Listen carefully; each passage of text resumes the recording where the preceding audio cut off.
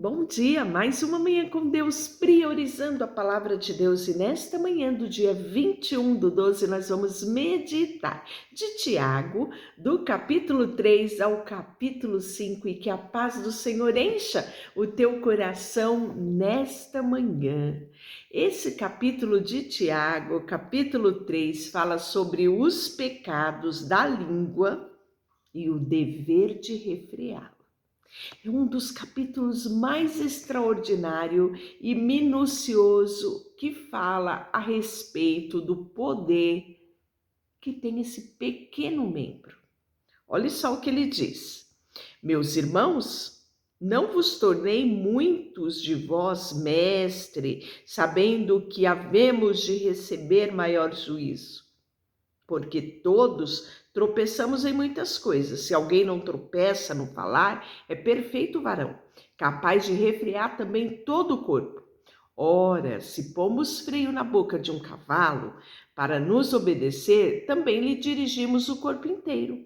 Observai igualmente os navios que, sendo tão grande, batidos e rígidos ao vento, por um pequenino leme, são dirigidos para onde queira e o impulso do timoneiro. Assim também, a língua é um pequeno órgão e se gaba de grandes coisas. Olha só o que ele diz logo em seguida. Vede como fagulha põe em brasa tão grande selva. Ora, a língua é fogo, mundo de iniquidade. A língua está situada entre os membros do nosso corpo e contamina o corpo inteiro e não só põe em chamas toda a carreira da existência humana, como também é posta ela mesma em chama pelo inferno. Pois toda espécie de fera, de aves, de répteis e de seres marinhos se doma e tem sido domada pelo gênero humano. A língua, porém, nenhum homem é capaz de domar. É mal incontido, carregado de veneno mortífero. Olha só mais. Com ela, bendizemos a Deus Pai. Também com ela amaldiçoamos os homens feitos à imagem de Deus. De uma boca só procede bênçãos e maldição. Meus irmãos, não é conveniente que estas coisas sejam assim. Acaso pode da fonte jorrar a mesma água doce e depois amargosa? Acaso, meus irmãos, pode a figueira produzir azeitona ou a videira figos? Tampouco fonte de água salgada pode dar água doce. Quem entre vós é sábio e inteligente, mostre a mansidão da sabedoria mediante a condição de proceder às obras. Se pelo contrário tendes em vosso coração inveja, amargura, sentimento faccioso, nem vos glorie disso, nem mintais contra a verdade. Esta não é a sabedoria que desce lá do céu, antes é terrena, animal e demoníaca. Pois onde há inveja e sentimento faccioso, aí há confusão e toda espécie de ruína.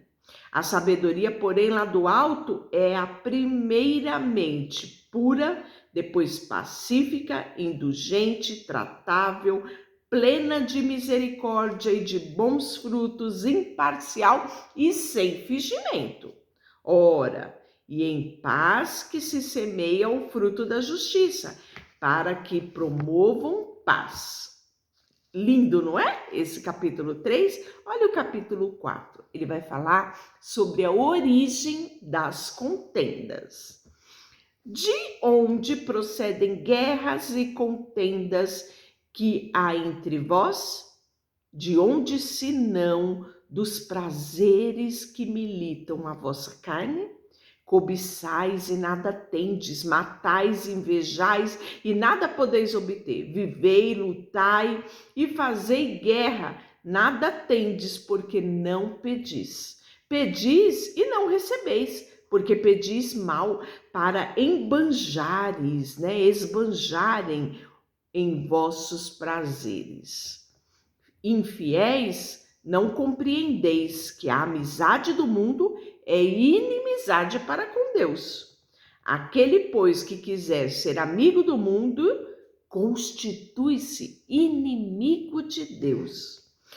Ou supondes que em vão afirma a Escritura: é com ciúmes que por nós anseia o Espírito, e ele se faz habitar em vós? Antes ele dá maior graça, pelo que diz: Deus resiste ao soberbo e dá graça aos humildes. Sabe onde está isso? Provérbios capítulo 3, versículo 34. Sujeitai-vos perante a Deus, mas resisti ao diabo, e ele fugirá de vós. Chegai-vos a Deus, e ele se achegará a vós. Purificai as mãos pecadoras, e vós que sois de ânimo doble. Lembra que nós falamos ontem do ânimo doble? Pois é, limpai o coração, afligi-vos, lamentai, chorai, converte-se o vosso riso em pranto e a vossa alegria em tristeza. Humilhai-vos na presença de Deus e ele vos exaltará. E aí ele vai falar da maledicência que é condenada. Irmãos, não faleis maus um dos outros, né? Então, maledicência é isso, é você ficar com falar de um para o outro, né? Fazer intriga entre os irmãos. Aquele que fala mal do irmão, julga ao seu irmão, fala mal da lei, julga a lei. Ora, se julga a lei, não é observador da lei, mas juiz. Um só é legislador e juiz, aquele que pode salvar e fazer perecer. Tu, porém, quem és que julga o próximo? Atentai agora, vós que dizeis: hoje ou amanhã iremos para a cidade tal, e lá passaremos o ano, e negociaremos e teremos lucro. Vós não sabeis o que se sucederá amanhã. Quem é a vossa vida? Sou apenas como neblina, que aparece no instante e logo se dissipa. Em vez disso, deveis dizer: se o Senhor quiser, não só viveremos, como também faremos isto ou aquilo. Interessante que antigamente, né, as pessoas diziam com mais frequência: se Deus quiser, eu farei isso. Se Deus quiser, eu vou viajar. Se Deus quiser, eu vou te fazer uma visita. Se Deus quiser, eu vou comprar a minha casa. Se Deus quiser, eu vou fazer aquela cirurgia. E o ser humano se tornou tão autossuficiente que tem se esquecido de Deus. E isso não era um costume simplesmente humano, era uma ordenança da palavra. Em vez disso, deveis dizer: se o Senhor quiser, não só viveremos, como também faremos isso ou aquilo. Olha só, agora, entretanto, vós jacais das vossas arrogâncias pretensões. Toda jacância semelhante essa é maligna. Portanto, aquele que sabe que deve fazer o bem e não o faz, está pecando. E aí no capítulo 5 ele vai condenar as riquezas, né? Ele diz assim: atentai agora, ricos, chorai e lamentai por causa da vossa desventurança que vos sobreviverão. As vossas riquezas estão corruptas e as vossas roupagens comida de traça. O vosso ouro e a vossa prata foram gastas de ferrugem, e a ferrugem há de ser por testemunho contra vós mesmo, há de devorar como fogo a vossa carne, tesouros acumulados nos últimos dias.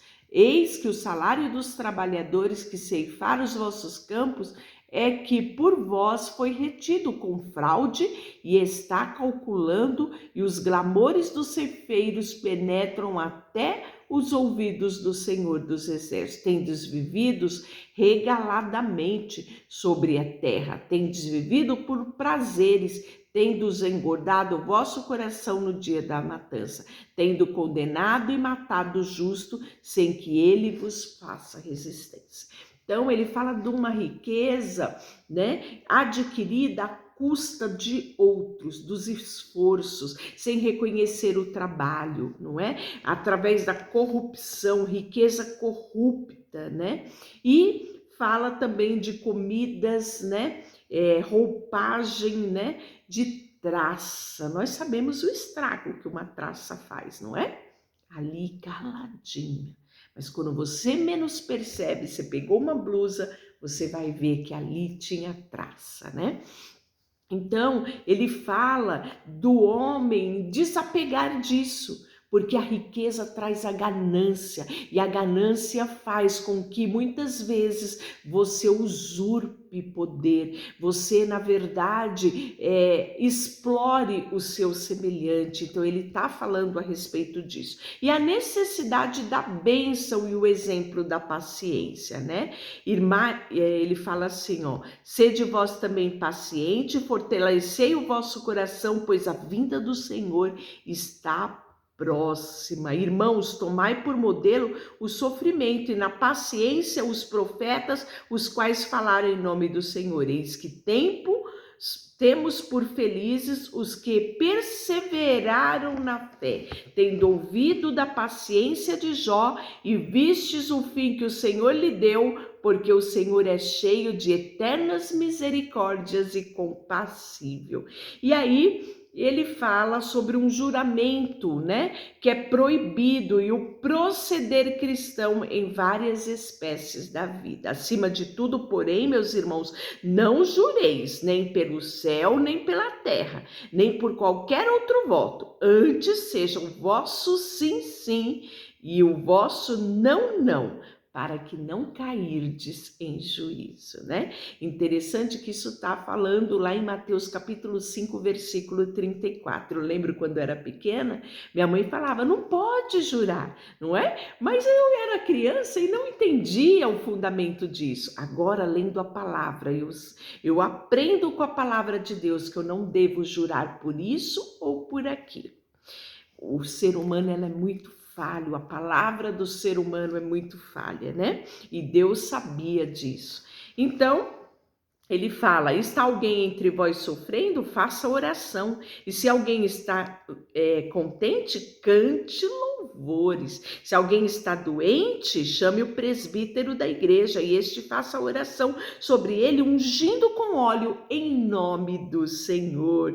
Marcos 6,13 fala a respeito disso também. E assim nós acabamos o livro de Tiago. Amanhã iniciaremos primeira epístola de Pedro. Deixa eu orar por você, Deus, nesta manhã. Colocamos diante de ti o nosso coração. Depositamos a ti e dependemos do Senhor. Queremos dia após dia aprender mais de ti. Em nome de Jesus, amém. Deus te abençoe.